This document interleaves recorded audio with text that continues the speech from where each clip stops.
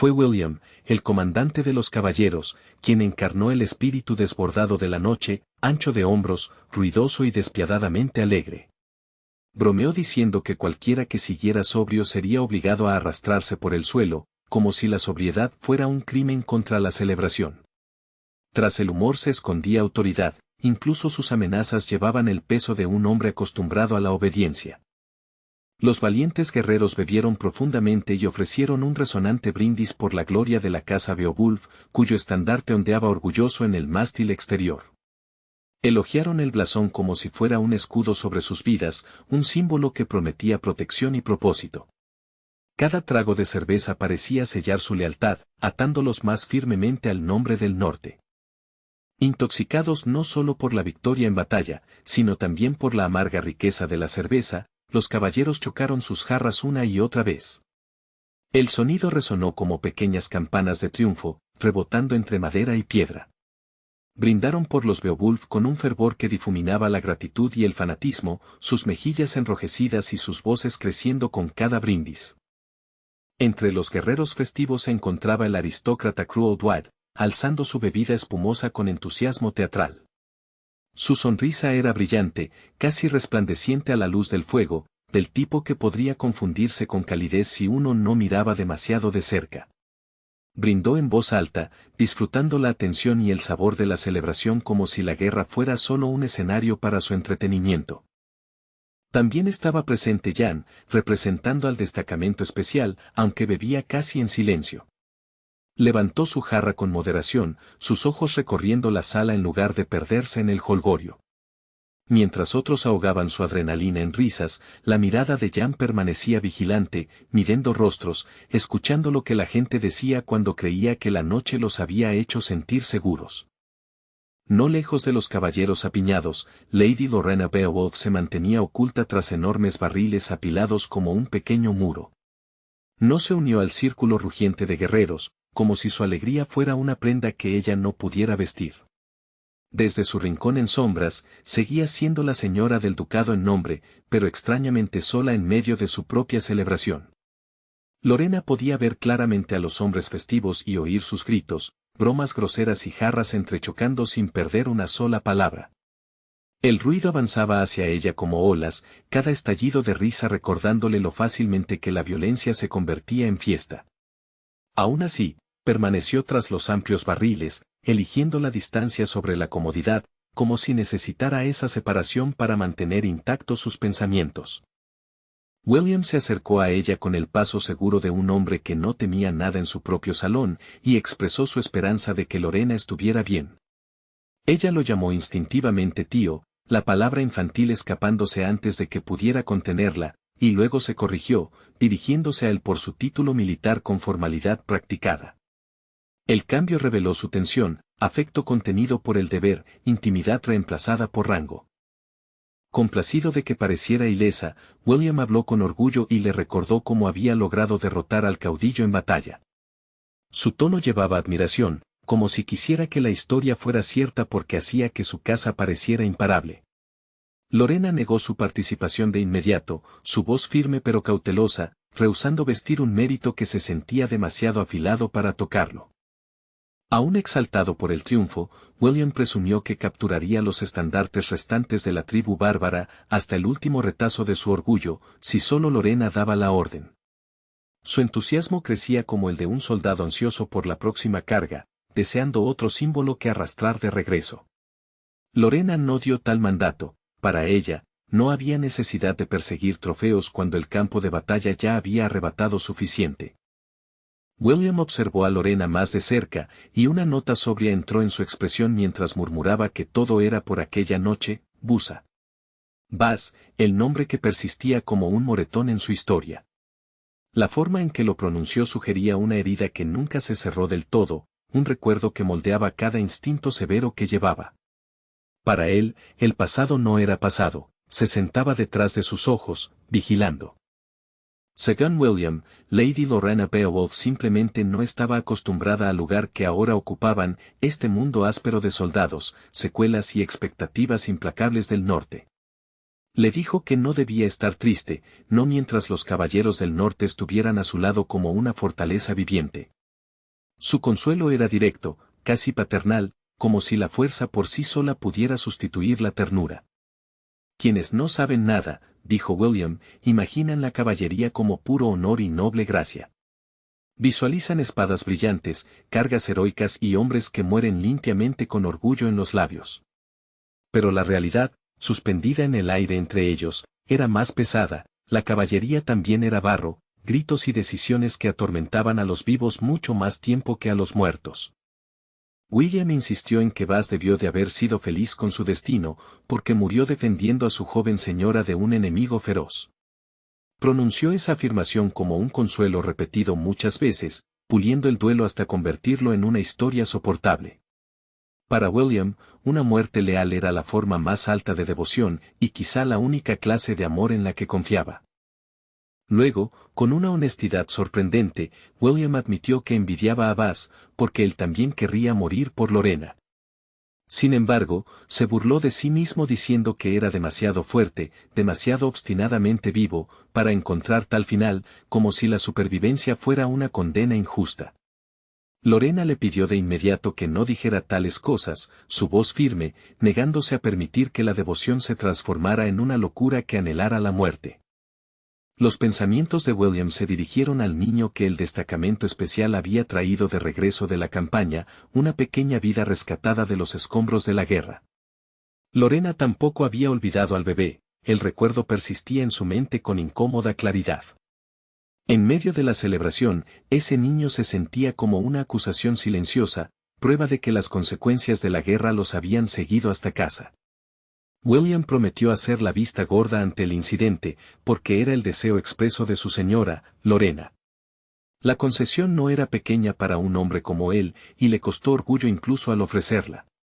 El rostro de Lorena se iluminó al instante, el alivio destellando en sus rasgos como si hubiera estado conteniendo la respiración en espera de permiso para esperar. Pero a cambio, el porte de William se endureció, y urgió a Lorena a no encariñarse con el bebé al considerarlo erróneamente humano. Le dijo que debía pensar en el niño como una bestia, algo peligroso que solo vestía una forma inofensiva. Sus palabras llevaban el filo de un viejo temor, como si el afecto mismo fuera un arma que pudiera volverse contra ella. Lorena retrocedió ante la dureza, diciendo que era demasiado cruel llamar así a un niño. William no cedió, insistió en que los bárbaros no eran diferentes de los animales, y más peligrosos aún porque podían fingir, aprender y atacar cuando se les ofrecía confianza. La convicción en su voz dejaba claro que no hablaba desde la teoría, sino desde un recuerdo cicatrizado que se negaba a nombrar abiertamente. William advirtió a Lorena sobre el desorden interno, amenazas que fermentaban dentro de muros y linajes, más aterradoras que cualquier enemigo fuera de las fronteras. Los enemigos externos podían enfrentarse con acero, estandartes y formación, pero la podredumbre interna era más difícil de extirpar. Su tono sugería que el mayor peligro del ducado algún día podría llevar un rostro familiar. Si tal debilidad se permitía crecer, dijo William, el ducado podría encontrarse en terrible peligro en el futuro. Habló de enemigos que explotarían la misericordia, torcerían el sentimiento y abrirían grietas en sus defensas hasta que toda la estructura colapsará. La advertencia fue tajante, una sola chispa pasada por alto podría algún día incendiar todo el norte. William declaró que estaba seguro de que Lorena no podía ser ajena a estos sombríos panoramas para su tierra natal. Como señora de la casa Beowulf, se esperaba que comprendiera algo más que política, se esperaba que entendiera las consecuencias. Su mirada sostuvo la de ella, exigiendo que viera el mundo como lo hacía un comandante, a través del riesgo, el sacrificio y la fría aritmética de la supervivencia. Para sorpresa de William, Lorena respondió sin vacilar, anunciando su disposición a cargar con esa responsabilidad. Le dijo que no se preocupara, su voz calmada pero resuelta, como si ya hubiera hecho las paces con el peso del liderazgo. La firmeza en su postura sugería que estaba cansada de ser tratada como porcelana frágil entre hombres de hierro. Lorena Beowulf insistió en que su ducado era fuerte, mucho más fuerte de lo que William temía, y no tan débil como para caer por culpa de un solo niño. Para ella, la fuerza no era solo la capacidad de destruir, sino la de soportar decisiones difíciles sin perder el alma detrás de ellas. Rechazó la idea de que la compasión significara automáticamente el colapso. William mantuvo los ojos fijos en Lorena, y la palabra responsabilidad volvió a surgir, más pesada esta vez. La repitió como si pusiera a prueba si ella comprendía toda su forma: duelo, funerales, viudas y niños abandonados. Su silencio tras la palabra fue elocuente, como si esperara que ella sintiera el costo invisible que él cargaba. Una imagen repentina del pasado irrumpió en la mente de William, la voz de una mujer llamándolo débilmente en medio del caos, tenue como una vela moribunda. Vio, con brutal claridad, la mano de una niña inmóvil sobre un suelo manchado de sangre, el rojo extendido como un destino derramado sobre la piedra. El recuerdo golpeó como una hoja entre las costillas, afilado, íntimo e imposible de olvidar. Esas imágenes dolorosas avivaron de nuevo la ira de William, transformando su preocupación en algo más feroz y desesperado. Su mandíbula se tensó, y sus manos se cerraron como si quisiera discutir con el propio destino. Parecía listo para objetar la confianza de Lorena, no por falta de respeto, sino por el terror de ver repetirse la historia. Le pidió a Lorena que no tomara la responsabilidad a la ligera, su voz baja pero urgente. Los títulos y los discursos valientes no podían detener flechas, plagas, traiciones ni el lento desgaste de la guerra. Necesitaba que entendiera que el liderazgo no era una corona, era una herida que nunca dejaba de sangrar. William advirtió que la gente podía morir fácilmente incluso si el enemigo nunca pisaba su tierra. Errores, negligencia y disturbios ocultos podían matar con la misma certeza que las espadas invasoras, y los muertos dejarían familias afligidas detrás. Se preguntó si Lorena realmente sería capaz de cargar con ese duelo, los gritos, las acusaciones y la ausencia silenciosa y permanente. Con eso, William se alejó, dejando a Lorena en la sombra de los barriles y el distante rugido de la celebración. Antes de irse, ofreció un último consejo, diciéndole que pensara cuidadosamente, una vez más, en todo lo que habían discutido. Su retirada se sintió como un repliegue de un campo de batalla de palabras, abandonándola a la lucha más pesada dentro de sus propios pensamientos. Lorena llamó tío William, reconociendo la bondad que a menudo mostraba bajo su armadura de severidad. Sin embargo, no podía comprender la crueldad que dirigía hacia el niño bárbaro, como si la sola existencia del bebé fuera una ofensa. La contradicción la inquietó. ¿Cómo podía un hombre capaz de lealtad y calidez hablar con una certeza tan fría? Cuando William finalmente se marchó, Lorena permaneció inmóvil, observándolo irse con ojos silenciosos. El ruido del salón continuó tras ella, pero se sentía distante, amortiguado por el peso de sus advertencias. Permaneció allí reflexionando sobre sus palabras, girándolas como piedras en sus manos para descubrir qué bordes afilados ocultaban. Hans Marrene se acercó y supuso que William había estado allí, porque había oído un grito, algo lo bastante agudo como para cortar la música y la risa. Lorena explicó, a su manera tranquila, que la ira de su tío probablemente estaba relacionada con el niño bárbaro que el destacamento especial había traído de regreso. La implicación quedó suspendida en el aire, el bebé no era solo un secreto, sino una chispa. Hans Merringer se indignó, incapaz de comprender cómo el jefe de los caballeros se atrevía a dirigir su ira hacia una joven e inocente dama. Murmuró que el juicio de William estaba cegado por sus propias heridas y sus recuerdos de niños y camaradas perdidos, dolores que deformaban la misericordia en sospecha. Para Hans, era imperdonable que el duelo se usara como excusa para hablar con dureza a Lorena. Lorena pidió a Hans que se calmara, no queriendo que la furia justa se convirtiera en otro fuego en un salón ya lleno de calor. Tomando en serio sus palabras, Hans Marrene la instó a intentar comprender a William, insistiendo en que había una razón para que hablara de ese modo. Su tono se suavizó, sugiriendo que detrás de la crueldad de William yacía una historia demasiado antigua y sangrienta como para descartarla. Hans comenzó a relatar el pasado. Hace unos 30 años, llegó el momento de ocuparse de los bárbaros de una vez por todas. Guerreros tomaron hachas y armas toscas junto a sus espadas, marchando con la brutal certeza de hombres convencidos de que estaban limpiando una amenaza. Fue una campaña alimentada por el miedo y la rectitud, de esas que dejaban ceniza donde antes había aldeas. Durante esa campaña, un joven caballero se encontró caminando por una aldea quemada, el aire aún impregnado de humo y madera chamuscada.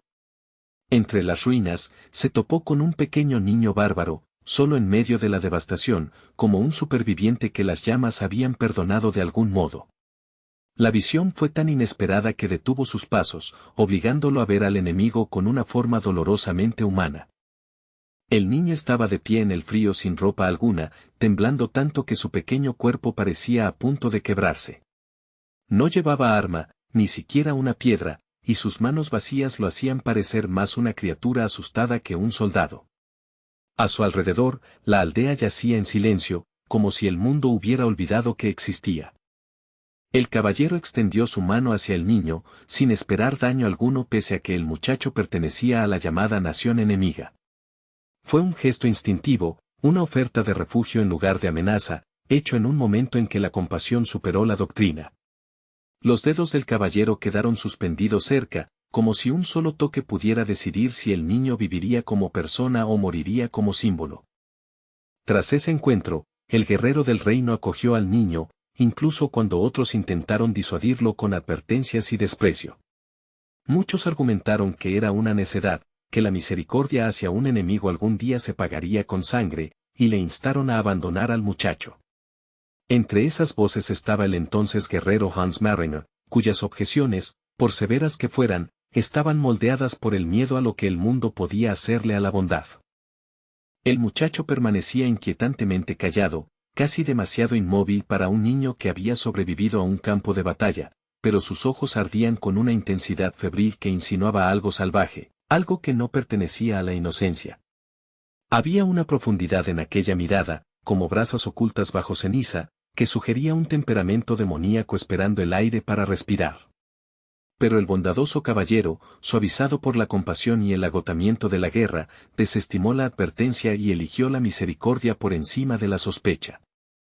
Cuando finalmente terminaron las hostilidades en los territorios dominados por los salvajes, el niño hallado fue recogido como una reliquia abandonada de la campaña y llevado de regreso por largos caminos y vientos helados. Fue introducido tras los muros protectores de la mansión, lejos del humo y los gritos, como si la piedra y la comodidad pudieran borrar lo que lo había formado. Los sirvientes observaban con curiosidad inquieta, susurrando plegarias para que la guerra permaneciera fuera de las puertas. El caballero estaba a menudo fuera de casa, llamado nuevamente al deber como si la paz fuera solo otra forma de batalla, pero su joven esposa acogió al niño bajo su cuidado sin quejarse. Lo bañó, lo vistió con ropa limpia y lo consoló durante noches en que despertaba silencioso y tembloroso. Sus manos eran suaves, su voz paciente, lo trató no como el remanente de un enemigo, sino como una vida que aún podía ser guiada hacia la calidez. Durante todo un año, la mujer de buen corazón cuidó al niño con devoción inquebrantable, vertiendo todo su espíritu en pequeñas rutinas, comidas calientes, ropa remendada, lecciones tranquilas. La casa comenzó a aceptar la extraña situación, y las estaciones pasaron sin desastre evidente, como si el destino hubiera sido apaciguado. Nada parecía presagiar crueldad, y la esperanza se posó sobre la finca como una manta frágil. Entonces, en un día ordinario que comenzó como cualquier otro, las tendencias infernales del pequeño bárbaro finalmente despertaron, como si algún instinto enterrado hubiera alcanzado la superficie y roto sus cadenas. El aire en la mansión pareció tensarse, y la calma del niño se convirtió en una máscara que ya no encajaba. Desde ese momento, los días de la desafortunada madrastra quedaron contados, su bondad indefensa ante algo que nunca había aprendido el amor. Afuera, la finca continuó su vida normal con una indiferencia casi cruel, las tareas se cumplían, las puertas se abrían y cerraban, y el viento se movía entre los árboles como siempre. Nada en los terrenos advertía de la catástrofe, no sonó trompeta alguna, no cayó estandarte alguno. La tragedia, cuando llegó, se ocultó tras muros y silencio, invisible para quienes recorrían los pasillos sin saberlo. En la habitación donde antes habitaba el calor, oscuras y aterradoras manchas se extendían por la alfombra, prueba inequívoca de que algo monstruoso había ocurrido. La pobre esposa yacía desparramada en el suelo, su cuerpo flácido y enfriándose, un cuchillo clavado en su pecho como una acusación final.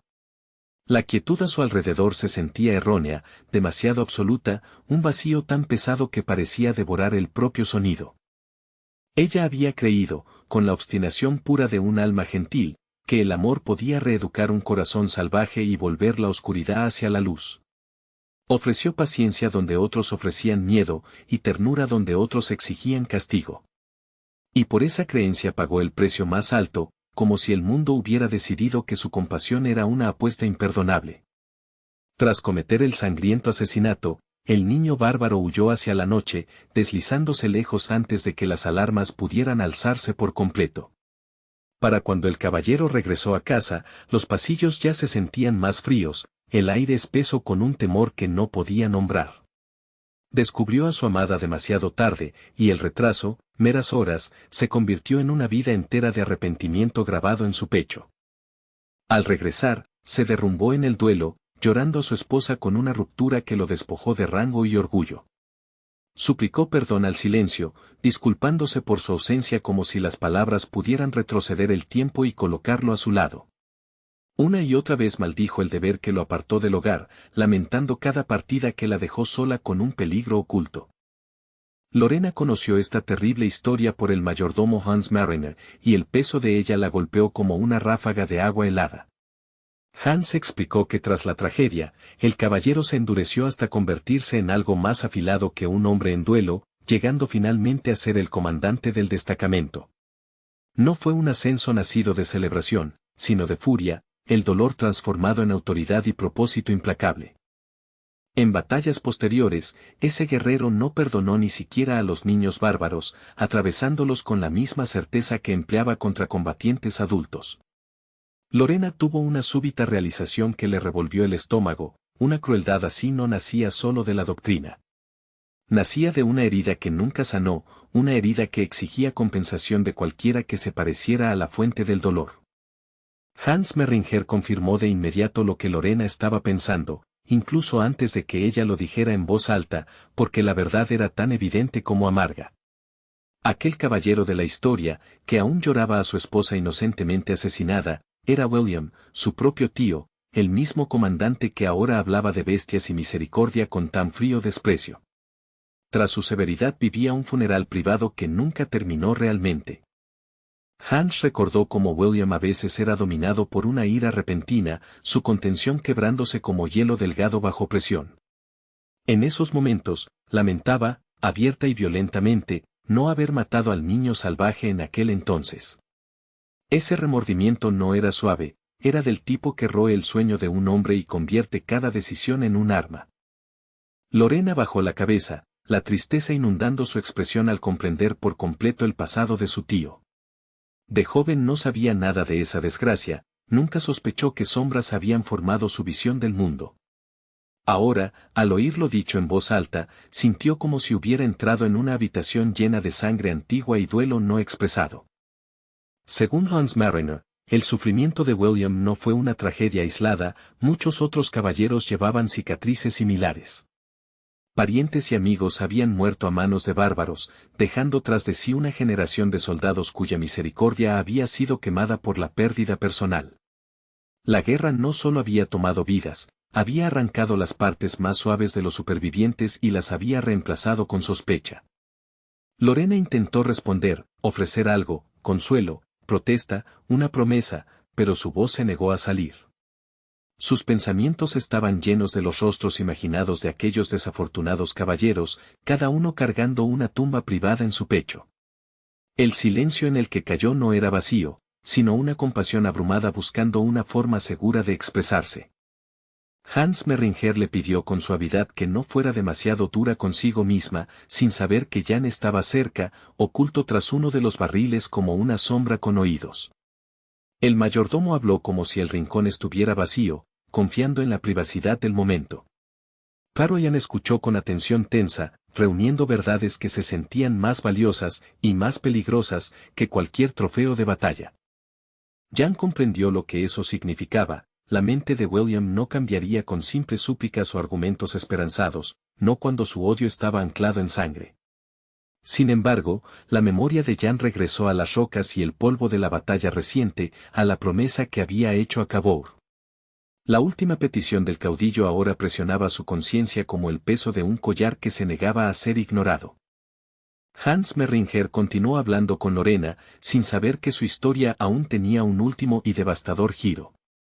Su tono se volvió más pesado, como si dudara en colocar la última piedra sobre la pila de dolor.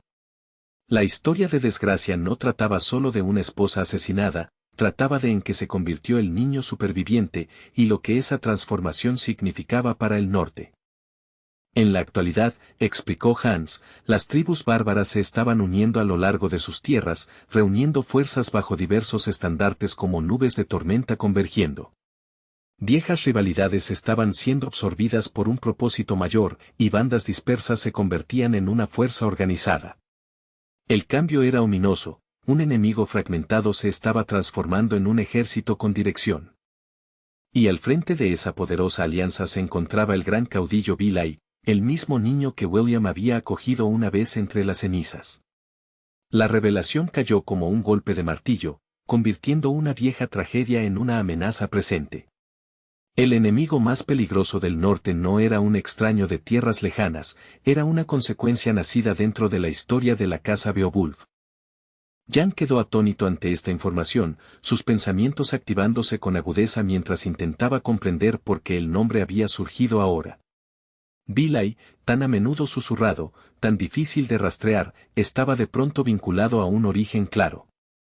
La mente de Jan recorrió cronologías y motivos, percibiendo el vínculo oculto que había estado echando en falta durante demasiado tiempo. Durante tanto tiempo, Jan había trabajado para obtener siquiera fragmentos de información sobre este líder, Bilai, de cada fuente a la que podía acceder. Sin embargo, la respuesta había estado cerca todo el tiempo. El salvaje estaba conectado al territorio Beowulf, tejido en su pasado como una puntada secreta. La realización resultó casi humillante, cuán cuidadosamente debieron ocultarlo, y cuán profundamente había sido enterrada la verdad. Claramente habían estado ocultando esto, protegiendo la reputación del ducado y el legado de la familia de la vergüenza y el peligro de esa conexión. Pero ahora ya lo sabía todo, y un conocimiento así no podía volver a la oscuridad. A la luz vacilante del fuego tras los barriles, sintió que el mundo se realineaba en torno a un eje recién revelado.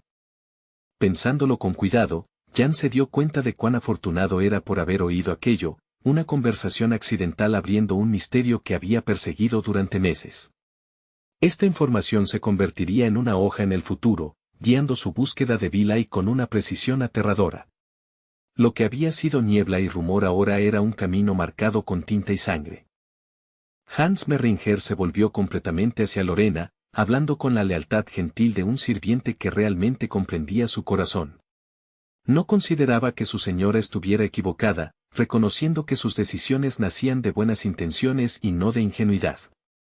Parecía suplicar equilibrio, compasión sin ceguera, misericordia sin autodestrucción. Hans sugirió dejar al niño bárbaro tranquilo por un tiempo, prometiendo que él mismo se encargaría de la situación y se aseguraría de que nada se saliera de control. Su propuesta era mesurada, cautelosa y basada en la experiencia con crisis domésticas. Pero Lorena no estuvo de acuerdo, su expresión firme, no se limitaría a esperar mientras el destino de un niño se decidía por el miedo.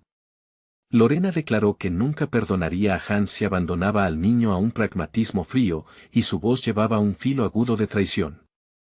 Hans, serenándose, sugirió que su joven señora aún tenía otra salida, una que no requería una rebeldía imprudente. Sus palabras insinuaban un camino a través de la autoridad, no alrededor de ella. Inesperadamente, Jan dio un paso al frente con una respuesta, su presencia cortando la conversación en un silencio sobresaltado. Mientras Hans y Lorena luchaban con miedos complicados y deberes enredados, Jan confirmó que el problema era más simple de lo que parecía y pidió a Lorena que dejara de atormentarse con preocupaciones interminables. Hans se irritó de inmediato y exigió que el joven no interfiriera en los asuntos del ducado, incluso si Jan era cercano a Lady Lorena Beowulf, porque la amistad, para Hans, no otorgaba gobierno. Jan, el guerrero de élite de la unidad especial, pidió la oportunidad de explicar adecuadamente su solución, manteniendo un tono respetuoso pese a la resistencia. Su mirada pasó de Hans a Lorena, dejando claro que no intentaba arrebatar autoridad, solo evitar una tragedia. Tras un tenso instante, ambos aceptaron escuchar, concediéndole la palabra con atención cautelosa. Jan les recordó al duque Beowulf, el patriarca cuya palabra podía reformar toda la situación con una sola decisión. No necesitaban librar una guerra dentro de su propia casa, solo necesitaban convencer al duque y obtener su permiso. Jan habló como si se tratara de una cadena de mando clara, simple, legal y decisiva. Después de todo, el duque ostentaba el título de señor de los territorios del norte, y su autoridad era del tipo que congelaba la disensión antes de que pudiera formarse. Si concedía permiso, ningún caballero ni sirviente se atrevería a discutir, por mucho que objetaran en privado. La solución de Jan se apoyaba en un poder que ya existía, en lugar de obligar a personas más débiles a cargar solas con la decisión. Para Hans Mariner, aquello sonaba a disparate, una idea demasiado audaz para ser real, como sugerir que se puede mover una montaña pidiéndolo con educación. Estaba seguro de que el jefe de la familia jamás permitiría algo así, e insistió en que nadie se atrevería a molestar al duque con una solicitud tan delicada. Su negativa se basaba no solo en el temor al rechazo, sino en el temor a lo que podría revelarse. Al escuchar la certeza categórica del mayordomo, Lorena guardó silencio y pensó un momento, sus ojos entornándose con concentración. Una idea comenzó a formarse, arriesgada, pero extrañamente correcta, como pisar un puente antes de comprobar si puede sostenerte. Cuanto más la consideraba, más cambiaba su postura, como si la decisión se endureciera en determinación. Para gran sorpresa de Hans, Lorena decidió hacer exactamente eso, acercarse directamente al duque sobre un asunto que le importaba profundamente. Se movió con propósito silencioso, ya no escondida tras barriles ni vacilaciones. En ese momento, parecía menos una dama protegida y más una joven gobernante dispuesta a poner a prueba su propia autoridad. Con firme determinación, Lorena prometió que persuadiría a su padre y luego aceptaría cualquier decisión final que él tomara respecto al destino del niño bárbaro. Su voto no era una rebelión imprudente, era un compromiso de enfrentar la dura maquinaria del poder con los ojos abiertos. Si la respuesta era no, la soportaría, pero no viviría con el arrepentimiento de no haber preguntado. Pasos resonaron por los terrenos nocturnos, nítidos y solitarios, mientras alguien atravesaba los senderos de piedra del vasto castillo. El sonido se propagaba de forma extraña en la oscuridad, puntuado por risas distantes del salón y el susurro del viento. El castillo se sentía enorme por la noche, una vieja bestia respirando en silencio alrededor de sus habitantes. La figura resultó ser William, comandante del escuadrón nocturno, el mismo hombre que había hablado con Lorena solo momentos antes. Caminaba como impulsado por una turbulencia interior más que por un destino concreto, su capa agitándose con cada paso decidido. El frío de la noche parecía incapaz de enfriar el calor de sus pensamientos. William repasaba cada momento de su conversación con Lady Lorena Beowulf, especialmente su compasión por el niño bárbaro. Cada palabra recordada se sentía como un pequeño pinchazo, porque la compasión era la emoción que más desconfiaba en asuntos de supervivencia. Su misericordia lo perseguía, no porque estuviera equivocada, sino porque temía hacia dónde podría conducir. De pronto, al darse cuenta de que había sido grosero, demasiado duro, demasiado severo, William imaginó que Lorena ahora lo odiaría. El pensamiento lo decepcionó más de lo que esperaba, golpeando un lugar que mantenía protegido incluso de sí mismo. No ansiaba afecto, pero tampoco soportaba la idea de perder su respeto. Aún así, William no podía permitir que Lorena sufriera en el futuro por culpa de un pequeño salvaje traído a su finca. Su instinto protector, deformado por un antiguo horror, exigía prevención a cualquier costo. En su mente, la misericordia era una puerta entreabierta, algún día, algo terrible se deslizaría por ella. Mientras caminaba, el recuerdo regresó con brutal claridad, el momento en que llegó a casa y vio a su desafortunada esposa en el suelo manchado de sangre. La imagen golpeó como una pesadilla que se negaba a desvanecerse, manos inmóviles, piel fría y la cruel certeza de haber llegado demasiado tarde. Ese recuerdo no era solo duelo, era el motor que impulsaba cada convicción implacable que llevaba consigo. Al cruzar el patio del inmenso castillo ducal, William se sorprendió al oír campanas sonar a una hora tan tardía. El sonido se extendía sobre la piedra como hilos de plata, demasiado formal para ser casual, demasiado urgente para ser decoración. Sugería llegadas, movimiento y una agitación de autoridad cuando la noche debería estar dormida. Divisó el estandarte de los caballeros de Moraz, el primer destacamento del territorio Beowulf, ondeando con fuerza en el viento, su silueta marcada contra la oscuridad. El estandarte parecía recién llegado, como si aún no se hubiera asentado tras el viaje. Para William, la visión fue una señal, algo significativo había ocurrido, y había ocurrido con rapidez. Mientras William se preguntaba por su rápido regreso de la campaña, instintivamente lo atribuyó al alcance y poder del duque. Pero antes de poder desentrañarlo, alguien notó su expresión tensa y asumió que estaba preocupado. A la luz de las linternas, su rostro revelaba más que fatiga, revelaba una mente en guerra consigo misma. Ante él estaba Kion, capitán de los Caballeros de la Escarcha, un hombre a quien William no veía desde hacía mucho tiempo. El reencuentro provocó una rara y genuina elevación en los rasgos de William, como si una presencia familiar aliviara la presión de la noche. Saludó a Kion con el alivio de un soldado que ve regresar una hoja confiable a la armería. Un pensamiento inquietante se apoderó de William al contemplar el destacamento regresado y sus inequívocas señales de prisa. El momento parecía incorrecto, demasiado rápido, demasiado coordinado para ser coincidencia.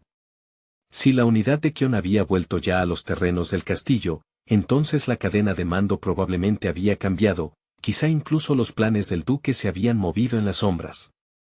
Porque si estos guerreros, liderados por el capitán Kion, ya estaban allí, sería lógico pensar que el propio duque también estuviera presente, o al menos esperado de manera inminente.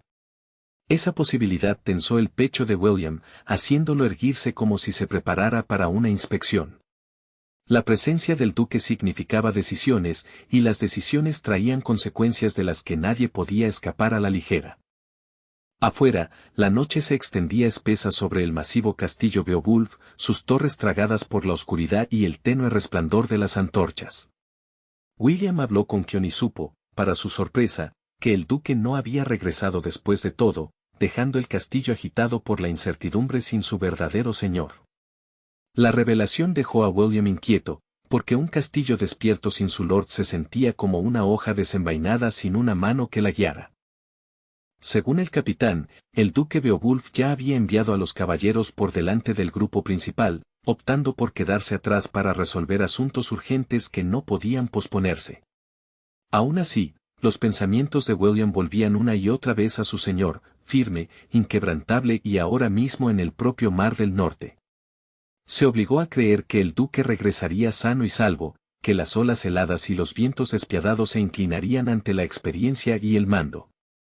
Uno de los camaradas de William se burló de la tensión y animó al comandante de los caballeros a dejar de preocuparse.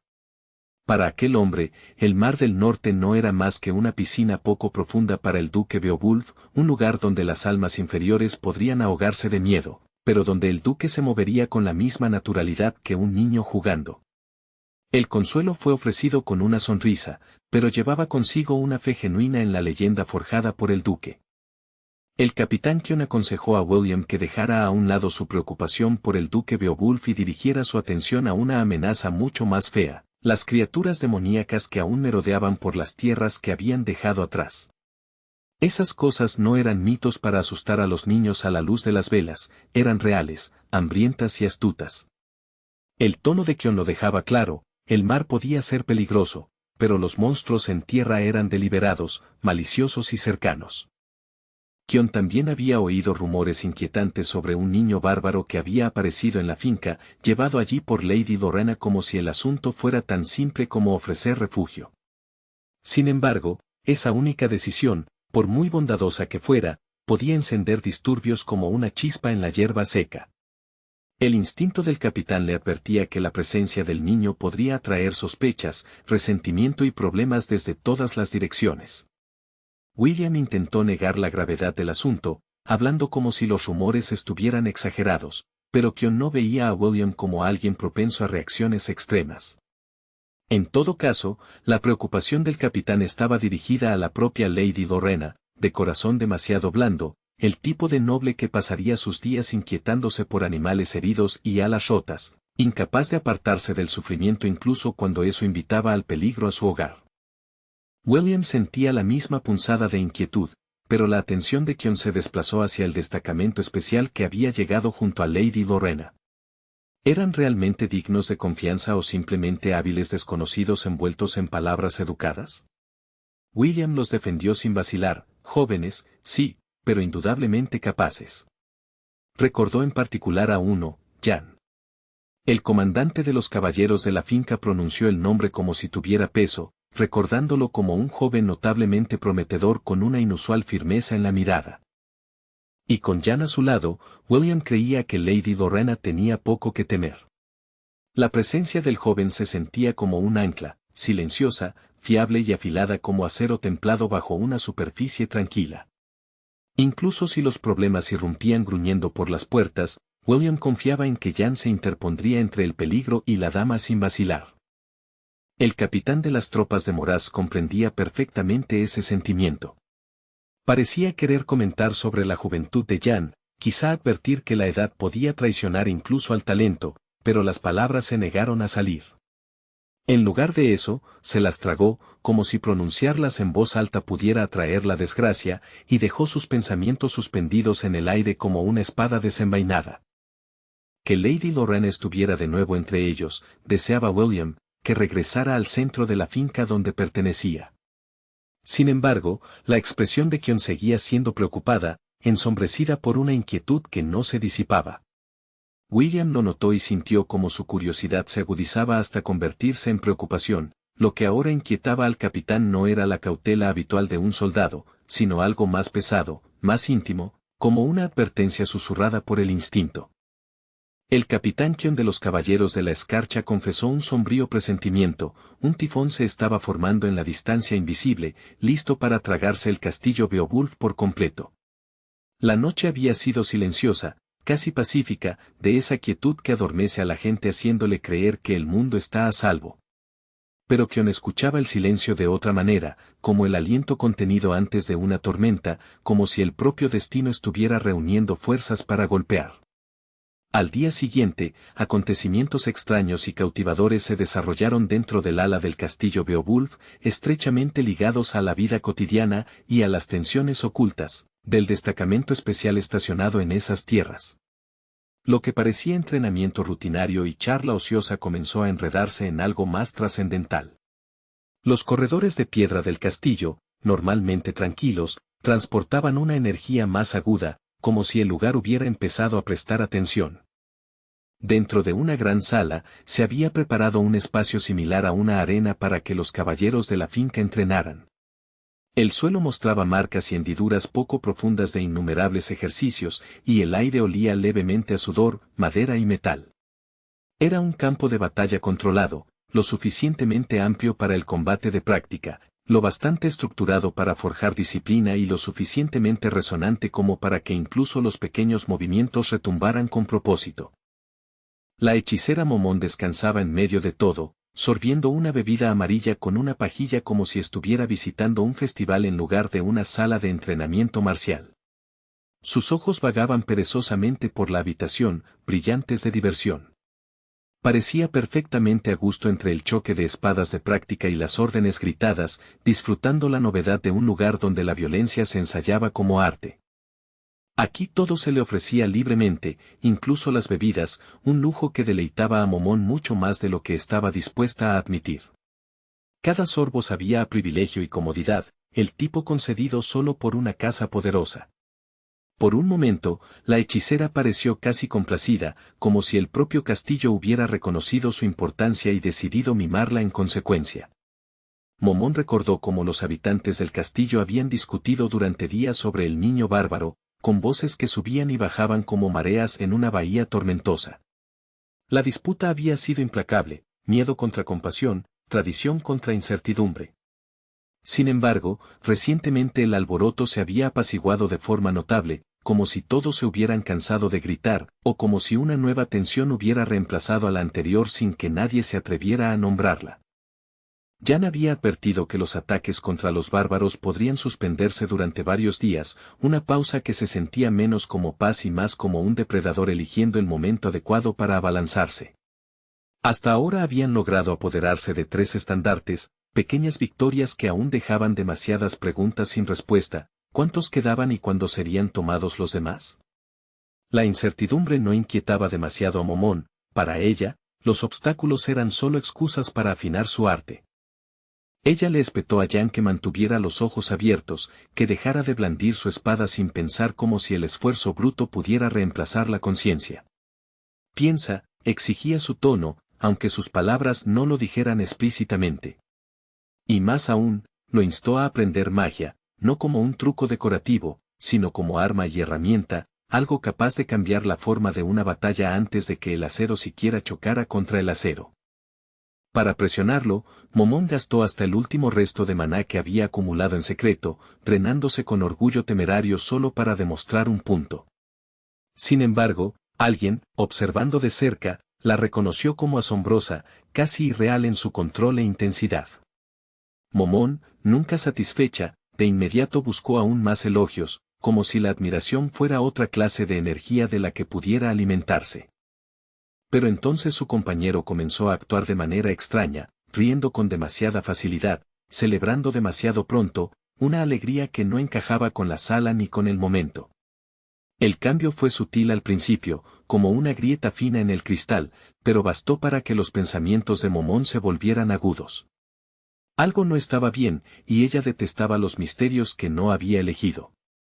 Jan había engañado a Momón, y la traición encendió su ira como yesca seca. ¿Acaso se había vuelto realmente intrépido, lo bastante audaz como para desviar maná vinculado al antiguo demonio Lechomán y luego fingir inocencia? Sus ojos se entrecerraron, su voz fría y peligrosa mientras exigía que devolviera lo que había tomado. En ese instante, su irritación llevaba consigo la promesa de consecuencias. Mientras tanto, en otra parte del ala del castillo Beowulf, 2 hombres estaban enfrascados en un feroz combate de entrenamiento, espadas de madera y hierro chocando y resonando mientras intercambiaban golpes. El enfrentamiento era controlado pero intenso, músculos tensos, pies deslizándose, respiración agitada. Incluso como práctica, parecía inquietantemente cercano a un duelo real, de esos donde el orgullo y el ego pueden volverse más afilados que cualquier hoja. Durante su sesión de combate con Cruel Dwight, William, el comandante de los caballeros de la finca, daba instrucciones con autoridad enérgica. Le dijo a Dwight que esquivara hacia la derecha, que se comprometiera con más audacia al atacar y que dejara de dudar en el momento crucial. La voz de William transmitía la confianza de la experiencia, cada orden moldeada por incontables batallas y el instinto de forjar luchadores más fuertes. El veterano comandante señaló los movimientos excesivamente bruscos de Dwight, reprendiéndolo por desperdiciar fuerza donde debería gobernar la precisión. Exigió estocadas más profundas, juego de pies más limpio y golpes que impactaran con intención en lugar de furia. La crítica de William era directa, pero no cruel, era la honesta dureza de alguien que esperaba mejora, no excusas. Agotado por el combate de práctica, el aristócrata Cruel Dwight ardía de frustración, no por el dolor en sus brazos ni por el ardor en sus pulmones, sino porque aún no podía superar a William en esta batalla controlada. Su orgullo se negaba a aceptar la lección en silencio. Incluso en entrenamiento, la derrota tenía un sabor amargo, y su mirada dejaba claro que ya estaba planeando cómo revertirla. Dwight reflexionó sobre las condiciones y decidió que no eran justas. Él sostenía solo una espada de madera mientras William blandía hierro real, cuyo peso y filo cambiaban cada intercambio. ¿Cómo puede alguien ganar con un palo? Rugían sus pensamientos, enmarcando la desigualdad como un juego amañado por el destino en lugar de una prueba de adaptabilidad. En su mente, la desventaja justificaba cada fracaso. Aún murmurando para sí sobre la injusticia, Cruel Dwight volvió a lanzarse hacia adelante, arremetiendo con otro ataque con determinación obstinada. Ese impulso temerario complació a William, al menos su oponente no se había rendido solo a la queja. Los ojos de Dwight brillaban con hambre de victoria, y William reconoció ese rasgo como peligroso y valioso a la vez, el combustible en bruto de un guerrero esperando ser refinado. Jan observaba atentamente el combate de práctica, de pie entre los espectadores del destacamento especial. Su mirada seguía cada finta y ajuste, absorbiendo no solo los movimientos de las espadas sino el ritmo que los sostenía, la forma en que William controlaba el espacio, la manera en que Dwight dejaba que la emoción dictara el tempo. Para Jan, aquello era más que entretenimiento, era una lección viva escrita en movimiento. Momón no entendía por qué los hombres se habían lanzado de repente a un entrenamiento tan intenso. A sus ojos, parecía innecesario, casi teatral. Sin embargo, su compañero parecía aburrido por razones que no explicaba del todo, y Jan, aunque reticente, parecía estar de acuerdo en que la inquietud había jugado un papel.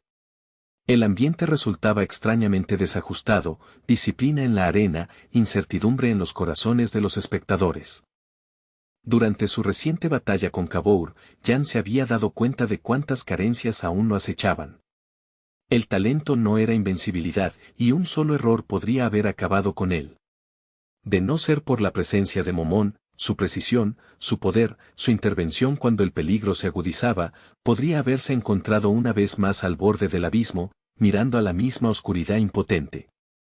Mientras Momón reía y le decía que no volviera a engañarla, confundiendo su gratitud con adulación descarada, la mente de Jan permanecía enfocada en algo completamente distinto. Había descubierto una pista sobre Aelon, un hilo que tiraba de su curiosidad con silenciosa insistencia. El hallazgo era pequeño, pero se sentía significativo, como la primera huella en un sendero que se creía enterrado. Recordó el momento en la armería cuando se encontró con el arma legendaria. En el instante en que sus dedos rozaron la empuñadura, la espada pareció resistirse, como si el metal mismo tuviera voluntad, rechazándolo con hostilidad silenciosa. El recuerdo aún le erizaba la piel, porque no se había sentido como superstición, se había sentido como ser juzgado. Sin embargo, los caballeros del norte que manejaron la misma espada no reportaron nada inusual. Para ellos era simplemente pesada, incómoda, quizá, pero ordinaria en todo lo demás. Su indiferencia solo profundizó la sospecha de Jan, porque sugería que la reacción del arma no era aleatoria. Si la espada elegía resistirse, entonces también debía ser capaz de elegir a quién aceptar. Jan conectó su experiencia con la técnica mágica especial del espíritu de nieve de Beowulf, una fuerza extraña que se decía aumentaba el maná dentro del llamado calabozo. Si esa técnica realmente amplificaba la energía como un depósito oculto, también podría despertar ciertos artefactos o provocarlos a reaccionar. La idea se asentó en sus pensamientos como una llave buscando la cerradura correcta. Al comprender que el espíritu de nieve funcionaba como un corazón de maná, bombeando poder a través de caminos invisibles, Jan comenzó a preguntarse si la técnica podía aprenderse, replicarse o incluso robarse mediante el estudio. Examinó la idea desde todos los ángulos, sopesando riesgo y recompensa. Si pudiera captar siquiera un fragmento de ese método, podría cambiar no solo su fuerza, sino todo el equilibrio de lo que sería capaz de sobrevivir. De pie a su lado, la hechicera Momón aún no entendía por qué el aristócrata Cruel continuaba enfrentándose al comandante William. Las derrotas repetidas parecían humillantes, y Momón tenía poca paciencia para rituales de orgullo. Observaba con los ojos entrecerrados, como si esperara que la escena revelara algún motivo oculto que la lógica pura se negaba a ofrecer. Según Jan, Dwight simplemente estaba cansado de ser derrotado, una y otra vez, por él en encuentros anteriores, y por eso buscaba a otros para que recibieran la paliza en su lugar. Momón se burló y, con su habitual arrogancia teatral, se llamó a sí misma, Lich, como si el título por sí solo la hiciera intocable. El comportamiento de su compañero le parecía extrañamente inhumano, demasiado terco, demasiado impulsado por el orgullo, como una criatura incapaz de aprender porque se negaba a admitir el dolor. De repente, un hombre se acercó a Jan y pronunció su nombre en voz alta. La franqueza lo sobresaltó, cortando el ruido del entrenamiento como una campana en la niebla. Jan se giró, alerta y cauteloso, preguntándose si aquello era elogio, interrogatorio o el movimiento inicial de una prueba que no había aceptado. Era el capitán Kion, sonriendo con sincera satisfacción mientras saludaba al talentoso joven. No se habían conocido antes, pero Kion se comportaba como si ya hubiera medido el valor de Jan a través de rumores e informes. Jan respondió con calidez, devolviendo la sonrisa con calma respetuosa, aunque mantuvo la postura recta, cortés, pero preparado. Tras ofrecer un saludo respetuoso, Jan se presentó formalmente, mencionando el destacamento especial al que pertenecía y disculpándose por no haberse presentado antes. Sus palabras eran cuidadosas, su tono humilde sin resultar débil. En un lugar como el castillo Beowulf, las presentaciones importaban, eran la primera puntada en el tejido de la confianza. El capitán Kion restó importancia a la disculpa, diciéndole a Jan que no se preocupara por tales trivialidades. Ya había oído hablar de su victoria sobre Cabour, y la mencionó como un logro digno de nota, especialmente para alguien tan joven. El elogio no era exagerado, llevaba el peso de un soldado reconociendo el potencial de otro soldado, no simplemente celebrando una historia.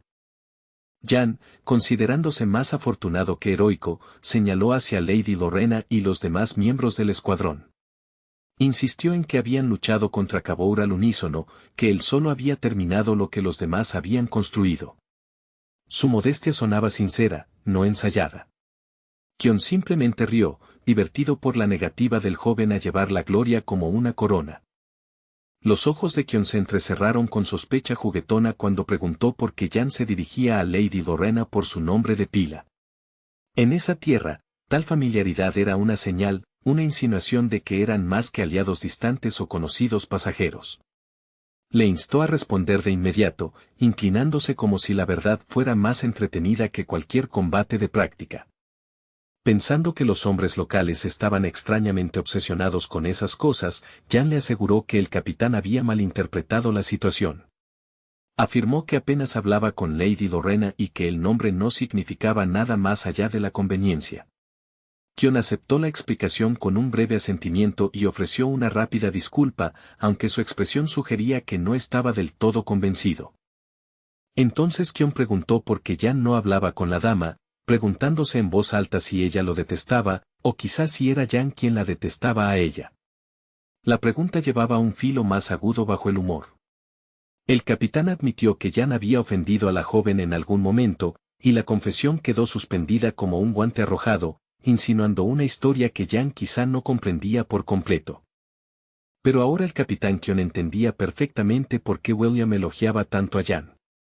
No se trataba solo del talento con la espada, era la compostura del joven, su humildad y la forma en que observaba el mundo como si siempre se preparara para la siguiente amenaza. A los ojos de Kion, Jan era el tipo de soldado por el que los comandantes rezaban, raro, útil y difícil de reemplazar. Mientras Kion hablaba, llegó a darse cuenta de que Jan había alcanzado el 5.º nivel, un hito que para la mayoría de los combatientes marcaría el límite de sus capacidades. Sin embargo, algo en Jan sugería que ese número no era en absoluto un techo. Parecía más bien un peldaño en una escalera que tenía la intención de seguir subiendo, sin importar cuán empinada se volviera la ascensión. Con eso en mente, el capitán admitió abiertamente que Jan poseía un enorme potencial militar. Lo llamó valioso, no como un cumplido destinado a halagar, sino como una evaluación sobria. En la guerra y en la política, personas como Jan se convertían en pilares de la victoria o en objetivos de explotación, y Kion parecía consciente de ambas posibilidades. En otra parte de la arena, otra espada de madera surcó el aire, girando de extremo a extremo como un desafío lanzado. Las armas de entrenamiento volaban a menudo en el castillo Beowulf, pasando de mano en mano con familiaridad casual, pero este lanzamiento se sintió deliberado. El arma cortó la luz, captando brevemente un destello antes de caer hacia su destinatario previsto. La espada aterrizó con precisión en las manos de Jan, como si el momento hubiera sido dispuesto para él. Alguien le ofreció un lugar en el combate de práctica, invitándolo a la arena del castillo de la familia aristocrática como si subiera a un escenario. La sala pareció silenciarse en anticipación, la curiosidad reuniéndose a su alrededor como un círculo que se estrecha. La propuesta vino del propio capitán Kion, entregada con una sonrisa que era mitad invitación y mitad provocación. Afirmó que incluso el más joven de sus subordinados podría darle a Jan una paliza completa, palabras destinadas a poner a prueba su orgullo, encender el fuego competitivo y medir el verdadero filo de Jan. Bajo la broma, el desafío llevaba una intención real. Kion quería ver, con sus propios ojos, qué clase de guerrero era realmente Jan. Uno de los artesanos militares asignados a este espectáculo era un caballero del destacamento de Morosmir, un hombre discreto que se presentó ante Jan con cortesía medida y una voz tan serena como el agua quieta. Se comportaba con la calma firme de alguien que había forjado la disciplina en sus huesos a lo largo de innumerables campañas, sin dejarse impresionar ni intimidar por la grandeza del castillo ni por las miradas desde los márgenes. Nadie notó la leve y fugaz sonrisa que rozó los labios de Jan, tan pequeña que desapareció en el mismo instante en que apareció. Para la multitud, él no era más que un antiguo recluta de bajo rango, pero para el propio Jan aquello era una apertura extraordinaria tallada por el destino, una oportunidad para demostrar que su ascenso no había sido un accidente y que el peso de su nueva oportunidad podía sostenerse sin manos temblorosas. En verdad, poco le importaba a Jan quien estuviera frente a él, un duelo era un duelo, y la determinación valía más que los nombres. Aún así, no podía rechazar al propio capitán Kion, y menos delante de tantos testigos, así que aceptó la obligación con serena compostura. Le gustara o no, combatiría contra los hombres del capitán y dejaría que los resultados hablaran en su lugar. Cuando el valiente Jan ofreció con calma al capitán Kion y a los demás combatientes espadas reales en lugar de inofensivas armas de práctica, la sorpresa se dibujó en el rostro del llamado, Pesadilla. La sugerencia era audaz, casi insolente, porque eliminaba excusas y exigía autenticidad. Por un latido, incluso los guerreros curtidos parecieron sentir que el suelo bajo su certeza se había desplazado. Los guerreros imperiales, alineados ordenadamente con capuchas que ensombrecían sus rostros, quedaron en silencio atónito al asimilar la extraña propuesta de Jan. Su postura seguía siendo disciplinada, pero sus ojos traicionaban el impacto, algunos recelosos, otros ofendidos, otros intrigados. Era como si Jan hubiera arrojado un guantelete de acero en una sala que esperaba solo madera y etiqueta. Como para suavizar la tensión antes de que se afilara en hostilidad, Kion dejó que una sonrisa torcida se extendiera por su rostro y se burló ligeramente de la juventud moderna, por su insolencia, una clara alusión a Jan. La broma tenía filo, pero también servía como válvula de escape, permitiendo que los presentes respiraran de nuevo sin perder el orgullo. Aún así, Jan podía sentir el aire tensarse de expectación, como si la sala deseara sangre incluso en práctica. Luego, con una exclamación fría y casi divertida, Kion se dirigió directamente a la Pesadilla, su subordinado que aún no lograba recuperarse de la repentina iniciativa de Jan. El tono del capitán era sereno, pero imperativo, del tipo que no dejaba espacio para la vacilación. Estaba claro, cualquier incredulidad restante sería consumida por la acción y el siguiente intercambio resolvería el asunto con mucha más contundencia que las palabras. Kion instó a su subordinado a no contenerse en el enfrentamiento que se avecinaba, ordenándole luchar con todo lo que tenía, como si se tratara de una prueba real y no de un combate amistoso. El guerrero aceptó de inmediato, enderezando los hombros bajo su capa como una bestia preparándose para saltar. En ese instante, el combate dejó de sentirse como entretenimiento y comenzó a sentirse como juicio, público, severo y definitivo.